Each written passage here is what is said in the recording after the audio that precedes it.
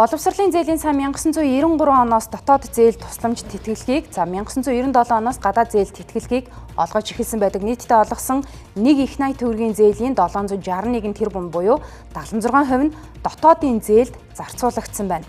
Үүнээс гадаад улсад суралцаад зээлээ төлөөгүй 230 зээлдэгчийн мэдээллийг өнөөдөр олон нийтэд зарлаж хохирол барагдуулах арга хэмжээг идэвхжүүлнэ гэж салбарын сайд намласан. За мөн эрэлтээ мэргэжлэр дотоодос сурсан оюутнанд журам хатуу үйлчилдэг.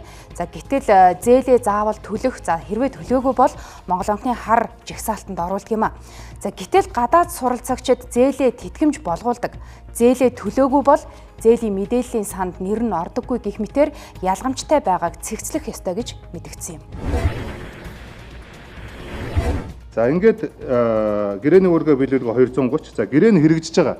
Нөгөө буцаад Монгол улстай хүрээд ирсэн ажиллаж байгаа. 5 жил хүртэл нөгөө нийгмийн даатгалын чимтгэлээ төлж байгаа.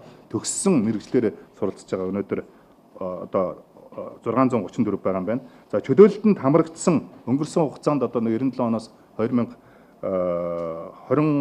он хүртэл бол нөгөө 1867-оос одоо 890 оюутнууд чөлөөлөлтөнд хамрагдсан байна. Эднэр бол үүргээ биелүүлсэн гэсэн үг. За тэгвэл энэ шалгах ёстой.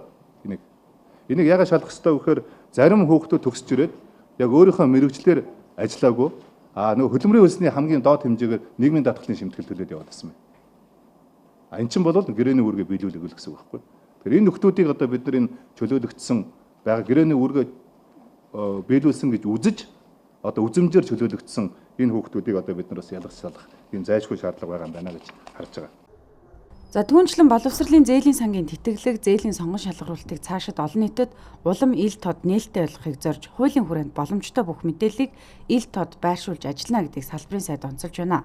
Түүнчлэн гадаадын тэтгэлгийн хувьд манай улсын засгийн газар боловсролын яамны оролцоотой сонгон шалгаруулалт хийдэг 7 улс байгааг цаашид хүсэлт гарган тухайн улс дангаараа зохион байгуулдаг болгохоор зорж ажиллаж байгаа гэлээ.